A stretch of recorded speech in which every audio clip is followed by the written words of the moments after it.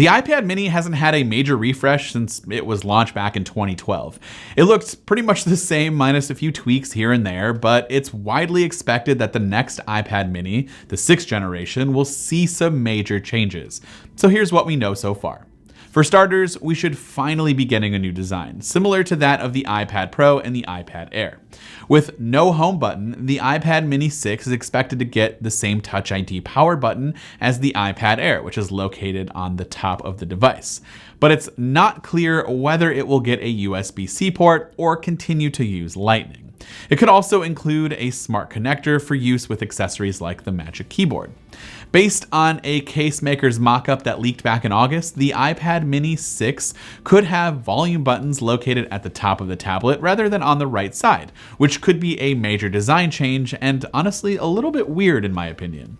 We've actually seen some renders from leaker John Prosser that shows off this edge-to-edge display, but this does have a USB-C port.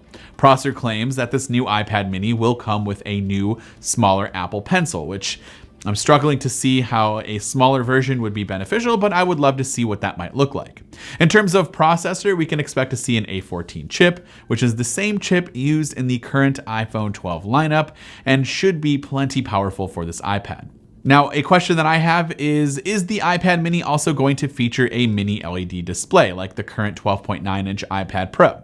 Well, back in 2020, Apple analyst Ming-Chi Kuo said that Apple was working on an iPad mini with an LED display, a device he expected to launch later in the year.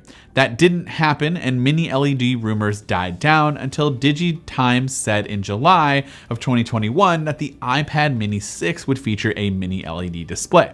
Unfortunately, display analyst Ross Young believes DigiTimes' information was inaccurate, and he says that the iPad mini 6 will not include a mini LED display, which perhaps makes sense because right now, mini LED is limited to the highest end iPad Pro model, and the iPad mini is offered at a much more affordable price tag. Young said that he spoke to Radiant Optoelectronics, which is the supplier that DigiTimes claimed would be manufacturing that mini LED display. Mini LED technology would allow for thinner and lighter product designs while also offering good wide color gamut performance, high contrast ratio and HDR, as well as local dimming, which dims the backlight behind the black areas of the screen while keeping bright parts lit. Now, I've been loving this mini LED display on my 2021 iPad Pro, and I would love to see it implemented in honestly all iPads moving forward, but unfortunately it looks like we might be a bit away for some of the models to adopt this display. We've also been talking about this new iPad mini for what seems like all eternity now, and we're hoping that that time is coming to an end and that a launch is actually currently expected sometime later this fall, though keep in mind a specific date has obviously not yet been nailed down.